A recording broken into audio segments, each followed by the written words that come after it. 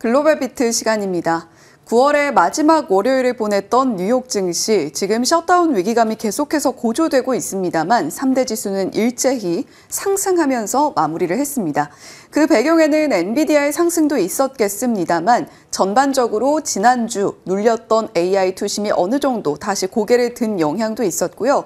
그리고 무엇보다 이제 9월의 마지막 거래일을 앞두고 있는 뉴욕 증시이기 때문에 분기말 리밸런싱 수급의 영향도 함께 영향을 미치면서 3대 지수의 흐름에 영향을 함께 미치는 모습이었습니다. 그런 가운데에서 계속해서 여러 가지 이슈들이 쏟아지고 있는 뉴욕 증시인데요. 과연 10월의 시장은 어떻게 될 것인가? 그 흐름을 가늠하는 움직임도 상당히 분주한 모습이고요. 셧다운이 만약에 실제로 실현이 된다라고 한다면 트럼프 일기 이후에 7년 만에 맞이하게 되는 셧다운 위기 속에서 어떻게 투자 포인트 잡아가야 될까? 이런 고민들도 함께 쏟아지고 있습니다.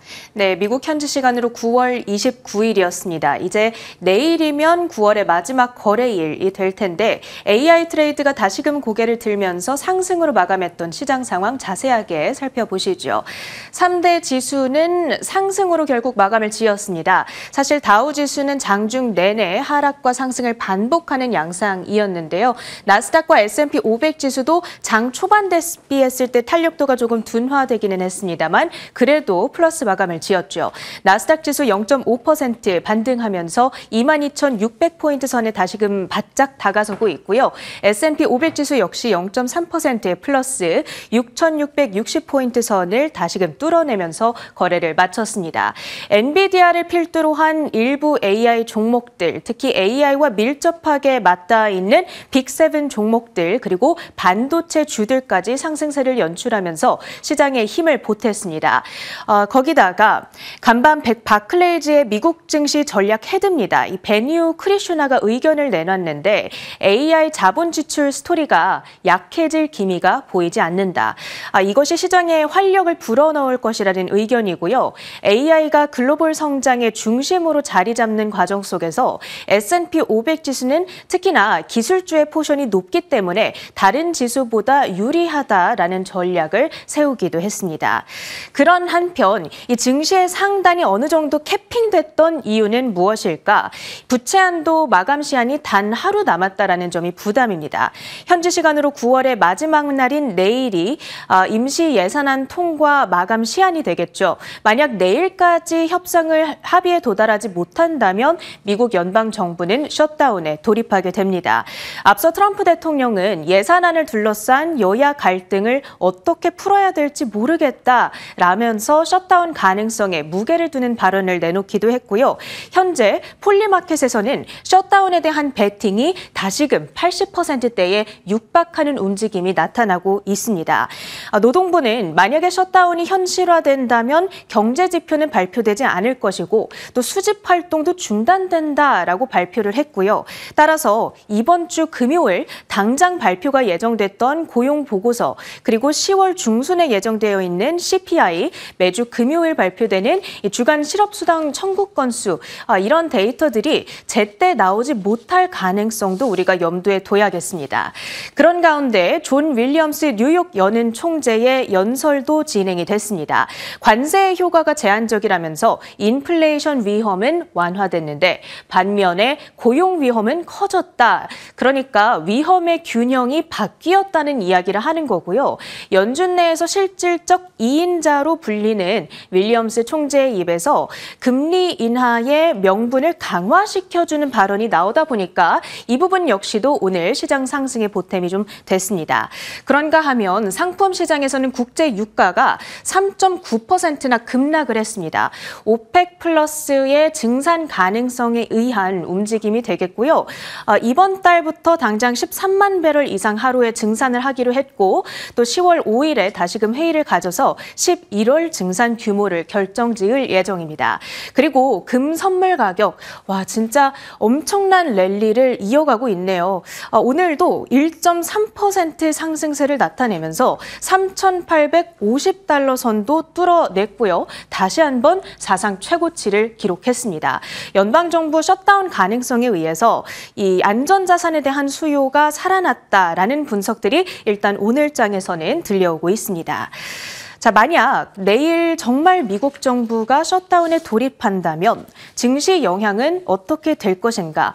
지금 저희가 방송을 통해 계속 말씀드리고 있습니다만 역사적으로 돌이켜본다면 데이터는 증시가 크게 개의치 않는다라는 결론을 말해주고 있습니다. 지금 이 자료는 레이먼드 제임스 측에서 집계를 한 자료가 되겠고요. 과거에 총 5번 셧다운이 있었던 케이스들을 집합해 놓은 겁니다. 1995년 11월, 12월, 2013년 9월, 그리고 트럼프 1기 행정부 당시였던 2018년 1월과 12월에 셧다운이 발생한 적이 있었고요.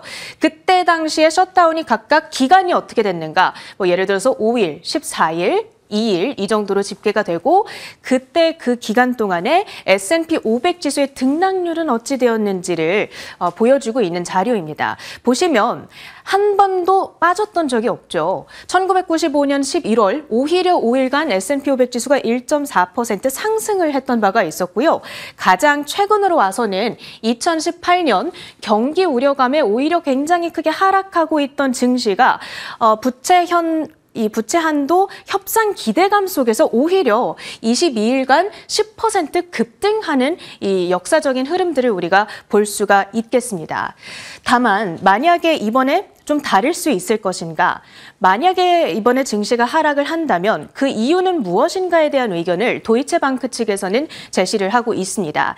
이번에 셧다운이 장기화된다면 소비자 심리가 위축되고 성장의 둔화는 심화될 수 있다. 따라서 그 미국 재정 건전성에 대한 부정적인 시각 역시도 강화될 수 있다는 것이고요. 따라서 미국의 국가 신용등급 평가에도 악영향을 줄 수 있다는 의견까지도 제시를 하고 있는 겁니다.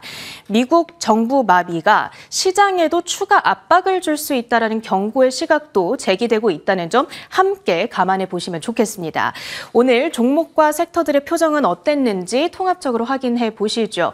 M7 종목들 오늘 혼조 양상을 나타냈습니다. 알파벳과 애플이 약간의 압박을 받아갔던 반면에 엔비디아가 2.1%의 강세로 증시를 주도해가는 양상이었죠.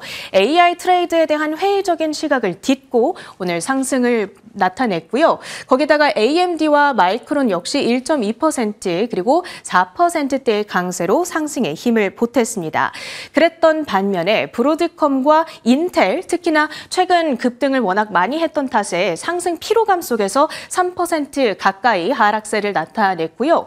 오라클 역시도 계속해서 틱톡에 의해서 얻는 이익이 생각보다 크지는 않을 것이다 라는 실망감 속에서 오늘도 소폭 쉬어가는 움직임을 나타냈습니다만 그래도 장중에 1% 이상의 낙폭 대비했을 때에는 이 하락분을 많이 지워내는 움직임이 포착이 됐습니다. 그 밖에는 이쪽에 보시면 영화 관련주들 그리고 일렉트로닉 아츠, 비디오 게임 업체에 해당하죠. 오늘 이슈가 나오면서 크게 급등했던 종목인데 뒤에서 자세하게 살펴보도록 하고요. 국제유가 급락에 맞물리면서 에너지 업종, 엑슨모빌과 쉐브론을 필두로 일제히 급락하는 양상들이 포착이 되고 있습니다. 주요 종목 이슈들 하나씩 확인해 보겠습니다. 비디오 게임 업체 일렉트로닉 아츠가 급등을 했던 이유, 오늘 지수 상승을 주도했던 종목이기도 하고, 그리고 배틀필드, 심즈 이런 게임으로 유명한 업체이기도 합니다. 사실 어제였죠. 언론 보도를 통해서 나왔던 이야기가 되겠는데 사우디 국부펀드의 비상장화 인수가 된다라는 소식이 들려왔습니다. 사우디 국부펀드 그리고 사모펀드인 실버레이크로 구성된 컨소시엄이 일렉트로닉 아츠를 인수한다는 소식이 되겠고요. 규모는 550억 달러, 우리 돈 77조 원에 해당합니다. 인수 이후에 회사는 증시 상장이 철회될 예정이고요. 지금 비디오 게임 산업이 워낙 침체가 됐죠. 특히 비디오 게임 유저들이 더 이상 게임에 돈을 많이 쓰지 않는다는 측면에서 최근에 실적의 압박을 좀 받고 있었던 상황인데 그런 가운데 중요한 계기가 됐다, 기회가 됐다 라는 시장의 평가들이 전해지고 있습니다. 일렉트로닉 아츠의 주가 4.5% 오늘도 추가 강세를 연출하면서 주중지 기준으로는 16%의 급등세를 보여주고 있고요. 200달러 선을 돌파한 채 거래를 마쳤습니다. 다음으로는 영화 관련주들 확인해 보겠습니다. 트럼프 대통령이 간밤 관세와 관련해서 또 다른 트루스 소셜 포스트를 게시했습니다. 미국 영화 산업의 회복을 위해서 해외 제작 영화에 100% 관세를 부과하겠다. 앞서 지난 5월에도 같은 이야기를 내놨던 바가 있죠. 그때 당시 미디어 업계의 반발이 굉장히 거셌습니다. 다만 아직까지 관세가 정확히 어떤 방식으로 부과될 것인가에 대한 디테일은 나오지 않은 상황이고요. 할리우드 영화들의 경우에는 워낙 해외에서 촬영이 되고 해외에서 후반 작업이 이루어지는 경우가 많습니다. 그렇다면 관세를 부과하는 작품에 대한 기준을 과연 어떻게 규정할 것인가, 이런 부분에 대한 혼란이 아직 상당히 있는 상황입니다.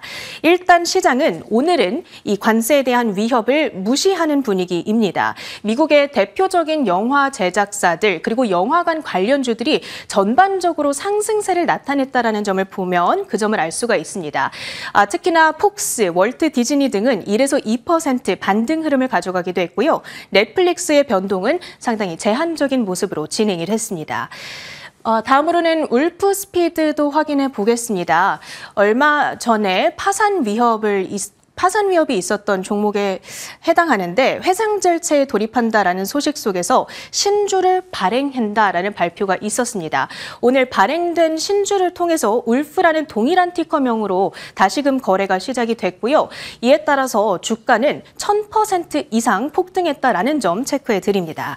다음으로 이슈 특징주 조금 더 보시죠. 먼저 갤럭시 디지털 암호화폐 관련주에 해당하겠죠. K-웨이브 미디어, 줄여서 KWM이라고 부르게 되는데 이 한국의 디지털 자산 회사입니다. 최근에 엔터테인먼트 토큰화 플랫폼을 출시하기 위해서 준비를 하고 있고 여기에 갤럭시 디지털이 참가한다라는 소식도 전해졌습니다.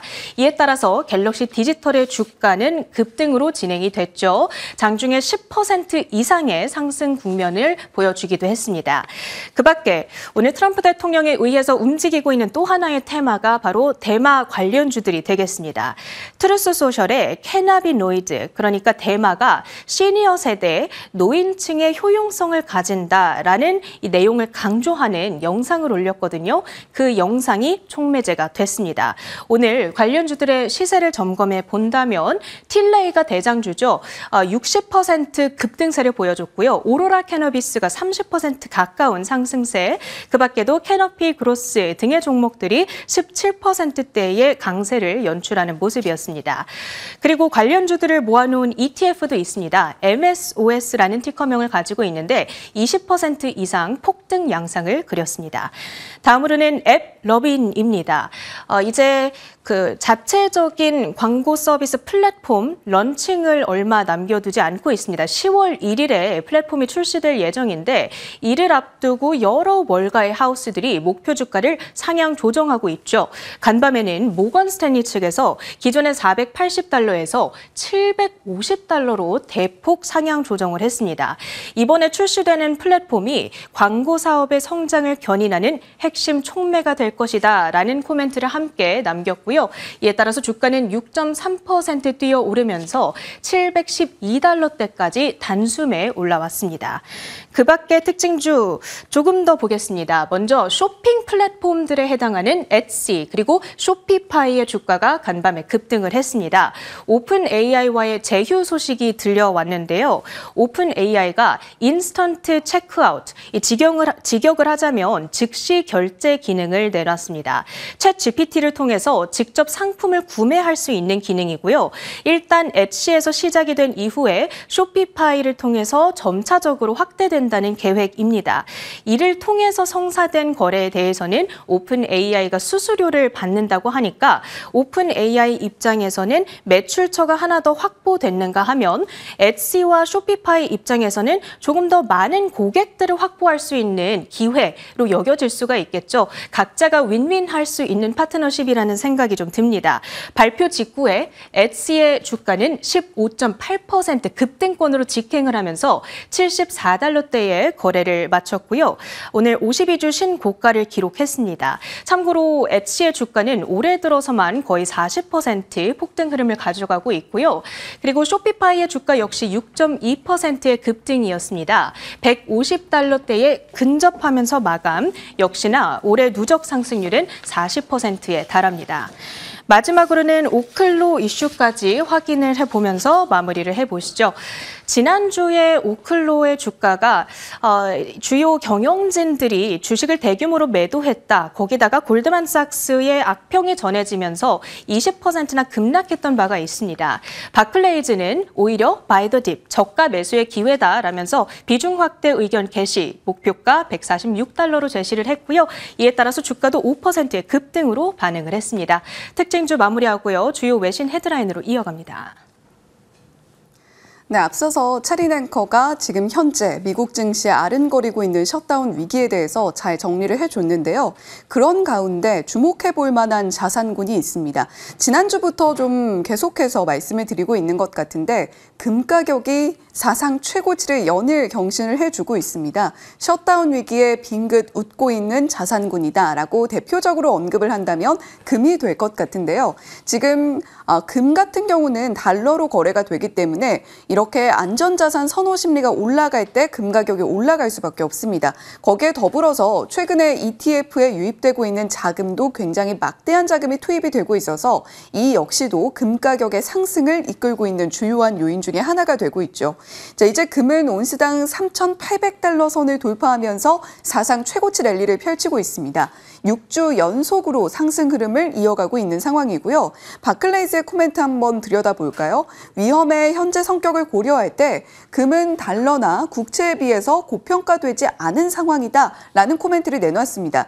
실제로 이렇게 셧다운 위기처럼 국가 위기가 올라가게 되면 10년물 국채금리와 같은 안전자산 수요가 몰리면서 국채금리 오히려 상승하는 모습을 보여주는데 금은 간밤에 10년 만기 국채 수익률은 오히려 떨어지는 모습이었고요. 금은 달러 국채에 비해서 고평가되지 않고 있다라는 평가 속에서 사상 최고치 흐름을 이어가는 모습이었습니다. 그와 더불어서 금뿐만이 아니라 백금, 팔라듐, 은 같은 기타 자산군들도 함께 상승을 이어가고 있는데요. 2020년부터 현재까지 월간 기준의 리스레이트 추이입니다. 리스레이트가 무엇인가 들여다보면요. 귀금속을 대차 거래할 때, 그러니까 빌려서 거래할 때 암묵적으로 적용하는 금리를 리스레이트라고 이야기를 합니다. 그러니까 리스레이트가 올라갔다라는 의미는 시장 내에서 해당 자산군들의 공급이 부족하다라는 의미로도 해석이 가능한 거죠. 투자 관점으로 살펴보면 리스레이트가 올라갔다라는 것은 현물 가격 상승으로 이어질 수 있다라는 것이기 때문에 해당 자산군에 대한 투자가 굉장히 기대가 된다라는 것으로 해석을 해볼 수가 있겠습니다만 산업 관점에서는 자동차라던가 전자제품, 신재생 에너지 쪽에 기업들의 재료 조달 비용이 올라간다라는 의미이기도 하겠죠. 지금 현재 수요가 공급보다 상당히 더 크게 나타나고 있다라는 의미로 해석을 해볼 수가 있겠습니다. 자, 이렇게 자산군들의 상승 속에서 뱅크 오브 아메리카 전 세계 위험 선호 심리는 유포리아 초기 징후를 보이고 있다. 이런 분석을 내놨습니다. 글로벌 주식시장 사상 최고치 질주 흐름을 이어가고 있는데 우리나라 증시도 지난주로 시계를 돌려보면 조금 변동폭을 크게 가져가기는 했습니다만 그 전에는 사상 최고치의 랠리를 계속해서 펼치는 모습이었죠. 뱅크 오브 아메리카의 글로벌 주식 위험 선호 지수 들여다볼 때 현재는 유포리아, 굉장한 희열의 초기 단계에 들어선 것으로 보인다라고 분석을 하고 있고요. EM마켓 신흥시장의 위험 선호 지표도도 2021년 2분기 이후에 최고 수준을 기록하고 있다라고 분석을 하고 있습니다. 이때 말하는 EM마켓의 경우에는 일본 시장은 빠지게 되고요.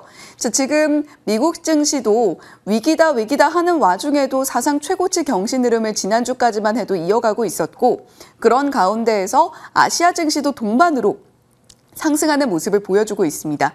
이게 만약에 유포리아 초기 징후가 맞다면 우리가 적절한 해지 전략 그리고 포트폴리오의 다각화가 분명히 필요하겠다라는 조언도 함께 전했던 뱅크 오브 아메리카였습니다. 자, 이렇게 지금 현재 주식시장은 굉장히 뜨겁게 어쨌거나 흘러가고 있는 상황인데요. 변동성이 커진다라는 쪽에 베팅하고 있는 투자자들이 늘어나고 있는 점은 주목을 해보셔야 되겠습니다. 변동성 지수인 빅스를 추종하고 있는 ETF, ETN의 자산이 급증하고 있는 현재 상황인데요. 전반적으로 웬만한 그래프들이 모두 우상향 곡선을 그려주고 있는 모습입니다. 투자자들이 변동성 해지에 대한 수요가 늘어나고 있다는 의미로 해석이 되고요. 구조적인 시장 리스크 대비해서 지금 빅스를 통해서 우리가 차라리 수익을 누려볼 수 있지 않겠느냐라는 자산군의 이동이 감지가 되고 있다는 것으로 해석을 해볼 수가 있겠습니다. 그런 만큼 지금 시장이 어떤 하나의 트리거만으로도 크게 변동폭을 가져갈 수 있다는 환경적인 요소는 모두 마련이 되어 있다라고 볼 수 있겠죠. 자, 다음 장 이어서 살펴보시면요. 결국 그 요소는 셧다운이 될 수 있겠습니다. 그리고 앞으로 연준이 금리 인하 방향성을 어떻게 가져갈 것인가에 있어서 굉장히 중요한 한 주를 앞두고 있는 상황인데 특히 금요일에 나오는 고용 보고서를 보고 연준이 앞으로 고용 시장에 대한 어떤 판단을 내릴 것인가 그 부분을 체크한 뒤에 앞으로의 금리 정책 방향을 가늠해 볼 수 있어야 하거든요. 그런데 만약에 셧다운에 7년 만에 돌입을 하게 된다면 고용 데이터 받아볼 수 없게 되고 연준의 스탠스를 확인하는 것이 점차적으로 더 딜레이 될 수 있다라는 측면에서 위기감이 고조되고 있다는 점 참고해 보셔야 되겠습니다. 자, 그런 가운데에서도 지금 기업들은 특히 테크 기업들은 정말 많은 일정들을 소화해야 하는 10월이기도 합니다. 델 테크놀로지부터 오라클, 세일즈포스, 어도비까지 다양한 기업들의 일정들도 함께 체크를 해보실 필요가 있겠죠. 자, 첫 번째 헤드라인은 원전 관련한 소식으로 준비를 했는데요. 미국 내에서 3마일 원전 사고 이후에 원전에 대한 공포감이 상당히 큰 상황이었습니다. 그런데 아주 장기간 연장 허가가 새로 나왔거든요. 넥스트에라 에너지가 운영하고 있는 원전 2기에 대한 연장 면허 승인 소식이었습니다. 함께 들여다보시죠. 넥스트에라 에너지가 소유하고 운영하고 있는 포인트비치 원전 1970년, 1973년에 상업운전 개시 후에 다단계 심사, 현대화투자, 엄격한 규제 준수를 거쳐서 면허 갱신에 성공했습니다. NRC의 최종 환경 영향평가 및 다기관 협의, 대중의견 수렴 후 안전성, 환경성, 지역 영향 모두를 종합적으로 평가해 20년의 추가 연장 결정을 내렸습니다. 이번 결정으로 시설은 80년 가까이 운전이 가능해지며 미국 노후 원전의 장기 운영 사례로 주목받고 있습니다. 포인트비치 원전은 위스콘신주 전체 전력의 약 14%를 생산하며 100만 가구 이상의 전기를 공급하는 핵심 인프라입니다. 네, 미국 원자력 규제위원회 넥스트에라가 소유하고 있는 포인트비치 원전 2기에 대해서 2050년까지 운전기간 연장을 승인하는 모습이었습니다.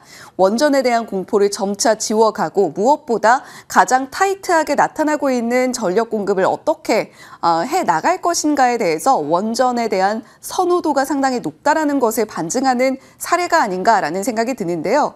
지금 현재 넥스트에라가 소유하고 운영하고 있는 포인트비치 원전 2기 중에 한 기는 1970년에 운행을 시작을 했습니다. 그리고 이 1호기가 2050년까지 운행이 연장이 된 것이고요. 1973년에 운영을 시작한 2호기의 경우에는 그보다 3년 늦게 시작했기 때문에 2053년까지 연장 승인을 받은 상태입니다. 80년 가까이 운전 가능한가에 대해서 여러 가지 다단계 심사와 승인을 받았다라는 평가고요. 미국의 노후 원전의 장기 운영 사례로 주목을 받으면서 기존에 미국이 가지고 있던 대형 원전뿐만이 아니라 SMR도 함께 자극받아갈 수 있는 토대가 마련됐다. 이런 분석도 가능해 보입니다. 포인트비치 원전은 위스콘신 전체 전력의 14%를 생산하고 있고요. 100만 가구 이상의 전기를 공급하고 있는 핵심 인프라라는 점도 함께 참고를 해보셔야 되겠죠. 자, 그러면 앞서서 바클레이즈가 오클로에 내렸던 투자 의견 체리낸커가 전해주었습니다만 지금 위쪽에 보이는 것이 오클로에 대한 애널리스트들의 투자 의견이고요. 그리고 아래쪽이 뉴스케일 파워를 커버하고 있는 애널리스트들의 투자 의견입니다. 지금 현재 오클로의 경우에는 가장 높은 목표가 $150로 형성이 되어 있고요. 평균 목표가는 $81선, 지금 현재 가격보다 오히려 마이너스 30%가량 낮은 가격대의 평균 목표가가 설정이 되어 있습니다. 가장 낮은 목표가를 제시한 애널리스트 애널리스트의 경우에는 14달러 제시를 하고 있죠. 업데이트가 안 됐기 때문이기도 합니다만 지금 현재 3명의 애널리스트는 스트롱 바이 의견을 전하고 있고 6명이 매수, 6명은 홀드 의견, 그리고 언더퍼폼 의견은 1명의 애널리스트가 오클로에 대해서 전하고 있습니다. 자, 그렇다면 뉴스케일 파워는 어떨까요? 총 14명의 애널리스트가 커버를 하고 있는데요. 스트롱 바이 의견은 1명도 없습니다. 매수 의견은 6명, 홀드 의견이 8명으로 각각 6명, 8명 이렇게 애널리스트들의 의견이 나뉘고 있죠. 자, 그래도 뉴스케일 파워의 경우에는 평균 목표가가 현재보다 업사이드 한 3%가량 열려있는 것으로 보입니다. 39.44달러의 평균 목표가 제시를 하고 있고요. 가장 높은 목표가는 60달러로 나타나고 있는 뉴스케일 파워죠. 자, 오클로의 경우에는 스웨덴에 동종기업 투자를 했다라는 소식도 들려왔습니다.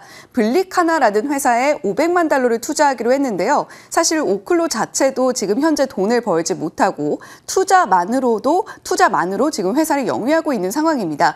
그런데 스웨덴 동종기업에 투자를 집행했다라는 것이 과연 무슨 의미일까? 차세대 소형 모듈 원자로 실질적으로 러시아와 중국보다 조금 뒤져 있다라는 평가를 받고 있습니다. 미국과 유럽이 함께 손을 잡고 SMR 전체 시장을 키우겠다라는 의도로 해석이 되고 있고요. 바클레이즈의 의견 앞서서 체리넨커가 전해주었습니다만 오버웨이트의 목표가 146달러 선 제시를 하고 있습니다. 다만 오클로도 그렇고 뉴스케일 파워도 그렇고 2026년, 2027년쯤에나 실질적으로 가동으로 인한 매출이 찍힐 것이다라는 분석들 나오고 있으니까요. 이러한 부분들도 함께 참고해 보시면 좋겠습니다. 자, 두 번째 헤드라인 이어가 보겠는데요. 엔비디아가 로보틱스 계속해서 드라이브 걸고 있다는 것은 우리 투자자분들 모두 알고 계실 겁니다. 간밤에는 새로운 기술력들 많이 발표를 했는데요. 함께 들여다보시죠. 엔비디아가 연구개발, 산업 현장과 로봇 스타트업에 최적화된 개방형 네트워킹 물리 엔진, 로봇 파운데이션 모델, 대규모 시뮬레이션 학습 데이터셋을 공개했습니다. 주요 발표 기술을 들여다보면 뉴턴 피직스 엔진은 구글 딥마인드, 디즈니 리서치와 공동 개발한 개방형 GPU 가속 물리 엔진으로 그리고 이삭 랩에 탑재됩니다. 이삭 그루트는 인간 수준의 추론, 다단계 목표 설정, 실행이 가능한 비전, 언어 액션 모델로 로봇 파운데이션 모델이라고 살펴볼 수 있습니다. 코스모스 월드 파운데이션 모델은 업계 최초 대규모 물리 AI 학습, 시뮬레이션용 합성 데이터 생성 모델입니다. 네, 엔비디아의 기술력, 뉴턴과 로봇 파운데이션 모델 전반적으로 설명을 드렸습니다. 앞서서 디즈니 리서치와 공동 개발한다라는 이력 자체는 이미 공개된 바였는데 그와 관련해서 개방형 GPU 가속 물리 엔진으로 새로운 이삭 랩에 탑재된다라는 소식이 간밤에 발표가 됐고요. 이삭 그루트는 그렇다면 무엇인가? 인간 수준의 추론이 가능하고 다단계 목표 설정과 실행이 가능한 VLA 모델이라고 보시면 되겠습니다. 그 밖에도 두 가지 기술을 더 발표를 했는데요. 뉴턴과 그루트 외에도 업계 최초로 대규모 물리 AI 학습이 가능한 데이터 생성 모델을 통해서 이러한 로봇 모델을 훈련하고 또 계속해서 업그레이드를 할 수 있다는 것들을 함께 발표를 했고요. 그리고 여러 가지 워크플로우들을 함께 공개를 하면서 앞으로 산업 현장 그리고 실질적으로 업무 현장에 엔비디아의 로봇 기술이 사용될 수 있다는 기대감을 끌어올리는 발표 내용들을 들여다볼 수가 있었습니다. 자, 그리고 이건 단독 뉴스입니다만 우리 기업에도 함께 영향을 미칠 수 있는 내용인 만큼 함께 들여다보시면 좋겠는데요. 단독 뉴스인 만큼 실질적으로 이게 이루어질 것인가는 조금 더 자세하게 들여다보셔야 되겠습니다만 삼성전자와 로봇 기업과 회동한다는 엔비디아 젠슨 황 CEO의 딸 메디슨 황입니다. 주말에 로봇 확실대회인 전 시장을 둘러본다라고 이야기를 하고요. 한국 휴머노이드 로봇 기업들과도 만남이 예정되어 있다라고 하니까 관련 내용 참고하시면서 로봇 관련 종목들의 주가도 들여다보시면 좋을 것 같습니다. 글로벌 비트 전해드렸습니다.